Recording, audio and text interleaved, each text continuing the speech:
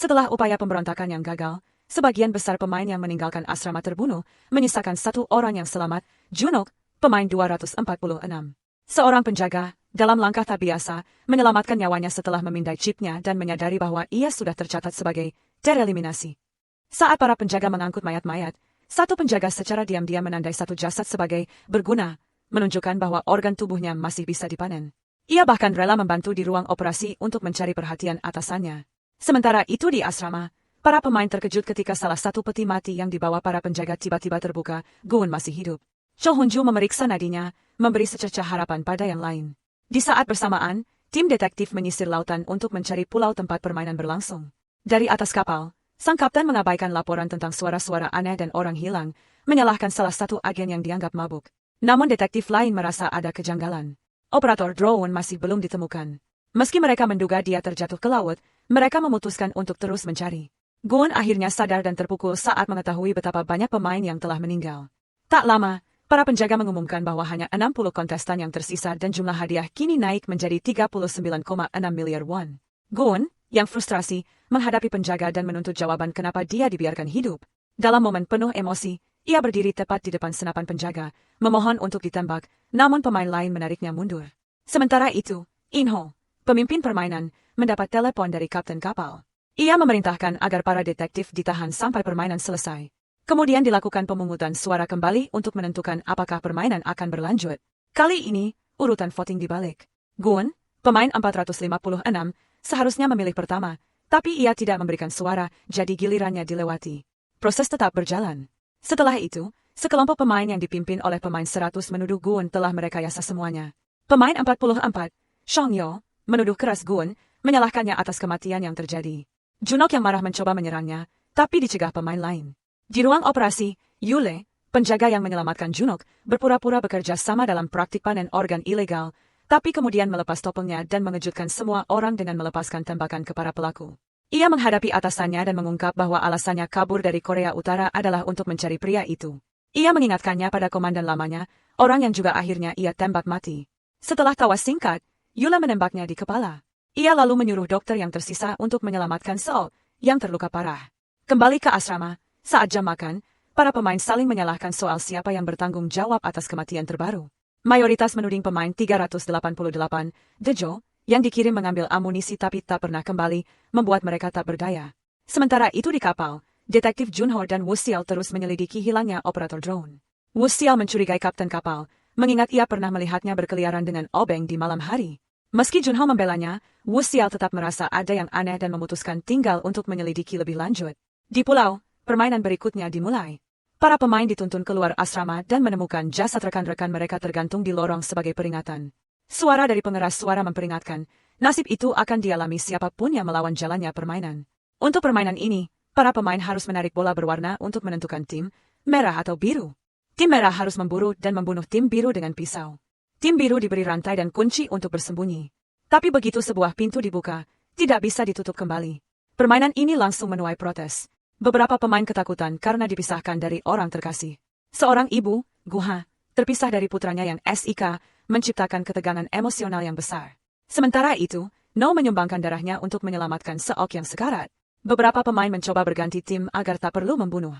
Namun dari tim merah mendekati Myongi, memujinya karena telah membunuh Thanos. Myongi sendiri mencoba membujuk Junhee untuk pindah tim, menjanjikan akan melindunginya dan bayinya. Daejo akhirnya berhadapan dengan Gun. Ketegangan membuncah.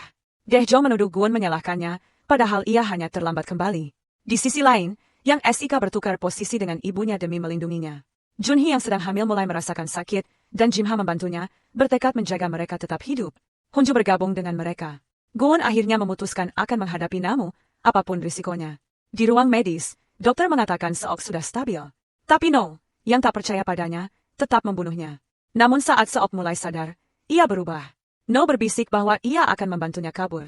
Menyelamatkannya kini jadi misinya. Di lorong, tim merah mulai memburu. Sementara itu, Hyunju, Junhee, dan Guha sadar kunci mereka tak cocok dengan pintu. Gabungan ketiga kunci membentuk satu gantungan kunci besar. Mereka sepakat Hyunju yang membawanya. Gun, sendirian, bertekad menemukan Daejo. Ia hampir menyerang pemain tim biru, tapi saat sadar itu bukan Daejo, ia melepaskannya. Ia akhirnya menemukannya bersembunyi, dan pertarungan balas dendam pun dimulai. Sementara itu, Myongi dan Namu membunuh pemain 235 bersama-sama. Taktik kejam mereka makin mematikan. Hyunju, Junhee, dan Guha terlihat oleh tim merah. Mereka melarikan diri. Junhee jatuh dan terkilir. Yungha kembali membantunya. Hyunju tanpa ragu melawan pengejar dan menang. Myongi dan Numu kembali membunuh pemain lain, terus naik peringkat dengan kekejaman. Di kamar, Junhee menunjukkan tanda-tanda melahirkan. Ia melahirkan di tengah kekacauan. Seorang pemain merah menemukan mereka. Hyunju sekali lagi melindungi mereka, tapi ia ditikam dari belakang oleh Mongi yang diam-diam mengintai. Setelah melihat bayi, Mongi pergi begitu saja. Gun akhirnya membunuh Daejo, menyelesaikan misinya. Di lorong lain, Yumha dan Junhee mencoba keluar. Tapi mereka dihadang yang SIK, anak Yumha sendiri. Dengan tangan gemetar, ia bilang harus membunuh ibunya agar tetap hidup. Yumha, hancur, menusuknya lebih dulu. Yang SIK ambruk. Penjaga datang dan menembaknya hingga mati. Yumha hanya bisa menangis hancur. Sementara itu, seorang penjaga diserang oleh pemain yang masih hidup. Ia diselamatkan oleh tembakan penjaga wanita. Tak lama, dua penjaga lainnya datang dan melaporkan bahwa mereka baru membunuh pemain lain. Myongi menyadari ia kehilangan kalung berisi pil yang memberinya rasa euforia. Ia panik dan memohon kembali ke arena. Tapi ditolak. Tiba-tiba tangisan bayi terdengar. Semua terdiam. Yumha dan Junhee muncul dengan bayi dalam pelukan. Semua tertegun. Di ruang operasi, No keluar bersama Yunok. Ia bingung kenapa diselamatkan. No hanya bilang, kalau mau hidup, ikuti semua yang aku katakan. Hadiah terus bertambah. Di ruang VIP, para sponsor berkumpul. Salah satunya sangat senang karena diundang langsung oleh Namiel. Seorang penjaga melapor bahwa pusat kendali tidak merespons. Ia diperintahkan menyelidikinya sendiri.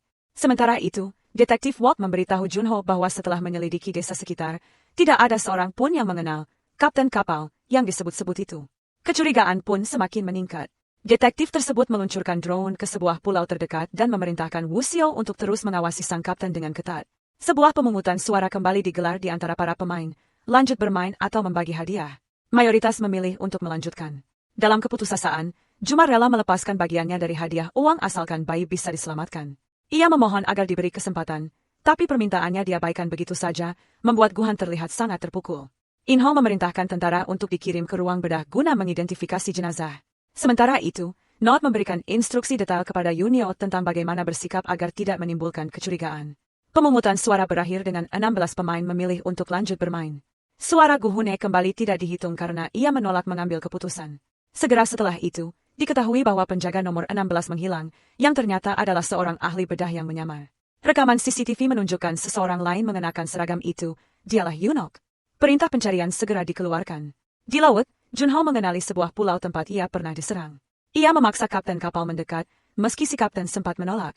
Akhirnya Junho turun ke daratan dan memastikan kecurigaannya benar. Atasannya menyuruhnya kembali dengan bala bantuan. Di markas, No Iu muncul di belakang atasannya sambil mengacungkan pistol. Ia menuntut izin untuk patroli bersama penjaga 16 dan meminta sebuah perahu. Meski sempat ragu, atasannya memberikan kunci dan memerintahkan pemeriksaan ulang ruang bedah, mencurigai ada sesuatu yang janggal. Ia bahkan menduga bahwa pemain 246 mungkin bersembunyi di balik seragam penjaga yang hilang. Di dalam asrama, lampu tiba-tiba menyala. Para penjaga masuk membawa peti mati. Semua terkejut ketika tahu mereka sedang membawa jenazah Junha, yang menggantung dirinya sendiri di malam sebelumnya. Saat memeriksa barang-barang kapten, Walk menemukan foto dirinya bersama sang perekrut, bukti keterlibatan langsung dengan permainan ini. Tak lama kemudian, seekor anjing Rottweiler datang menyerang secara agresif, memaksa kapten menembaknya. Walk juga menemukan kontainer berisi uang tunai dan seragam penjaga resmi, mendukung cerita Junho. Namun sebelum ia bisa berbuat lebih, polisi datang dan menangkapnya.